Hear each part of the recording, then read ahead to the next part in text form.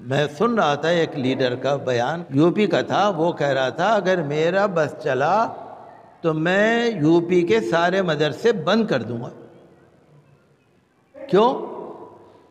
کہ جی مدرسوں میں آتنکوادی پلتے ہیں۔ الزام ہے نا، جھوٹا الزام ہے۔ الزام تو کچھ بھی لگا دو آپ کہ جی آتنکوادی پلتے ہیں۔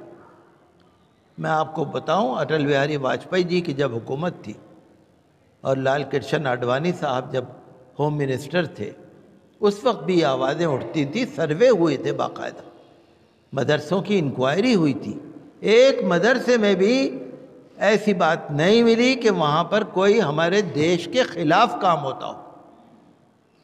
اور آج بھی دروازے کھلے ہیں بھائی، مدرسوں کے دروازے بند تو نہیں ہیں نا۔ تم آ کے پڑھنا چاہو تم بھی پڑھ لو، اپنے بچوں کو پڑھا لو۔ آپ ہمارے مدرسے میں آ کے روز آ کے بیٹھ جاؤ، ہم کوئی منع کر رہے ہیں آپ کو؟ اور میں یہ پوچھتا ہوں کہ جو لوگ مسجدوں میں آگ لگا رہے ہیں، دکانوں پہ آگ لگا رہے ہیں، درگاہوں کو توڑ رہے ہیں، یہ کون سے مدرسے میں پڑھے ہیں؟ مدرسے میں تو پڑھ رہے ہیں دیش دروہ والے۔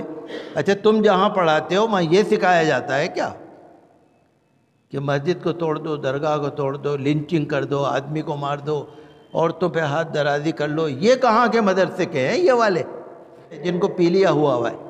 یہ کہاں سے آئے؟ الزام تو کچھ بھی لگا دو، انشاءاللہ اللہ گنجے کو ناخن ہی نہیں دے گا۔